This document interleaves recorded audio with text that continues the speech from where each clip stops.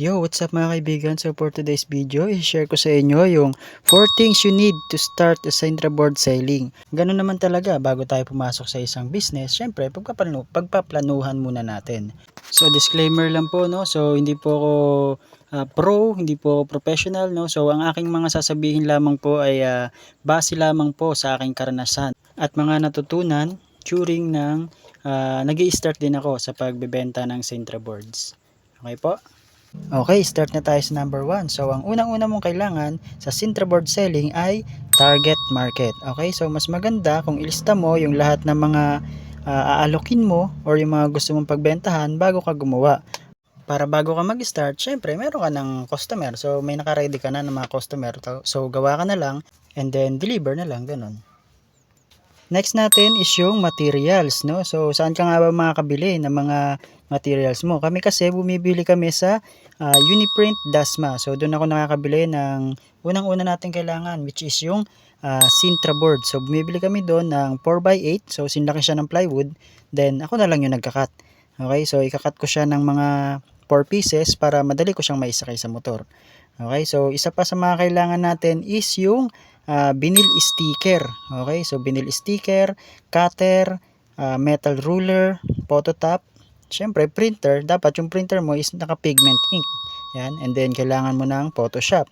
Ang gamit namin Photoshop is CS5 and then syempre yung pandikit, yung oily glue 3 prag. Okay, so ilalagay ko na lang yung link dyan kung saan ako nakakabili nung oily glue. Okay. At isa pa pala nakalimutan ko, mahalaga rin pala na meron kang laminator.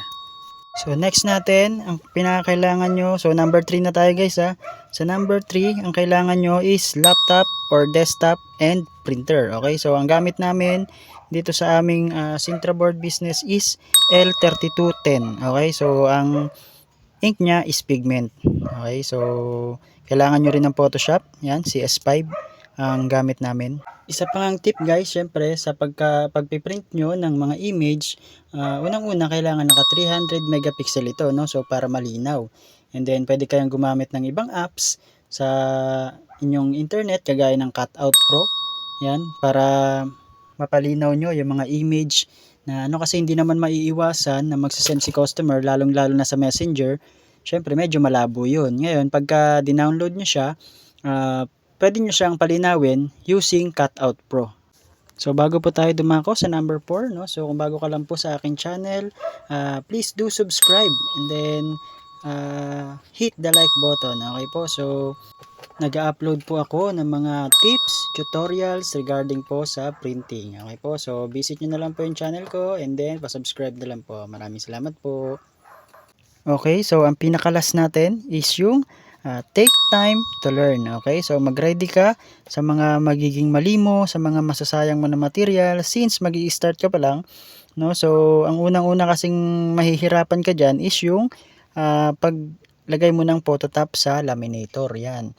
So nakailang ulit ako diyan, nakailang mali rin ako. Syempre, mag-ready ka na marami kang masasayang diyan kasi nag-i-start ka pa nga lang, no? So mahirap maglagay talaga ng phototop sa laminator. Okay, so meron naman akong ibang video na pwede kitang turuan. So ilalagay ko na lang yung link or ito yung kanyang thumbnail sa aking YouTube channel. So makikita niyo yan kung paano ako naglalagay ng phototop. Okay? So that's all for today po, no? So see you on the next video po. So maraming salamat po sa mga nanood. And then ulitin ko po, pa-subscribe na lang po ulit, no? So maraming salamat po. Sana po meron po kayo natutunan sa aking video. Okay po. So maraming salamat po. Ciao, bye.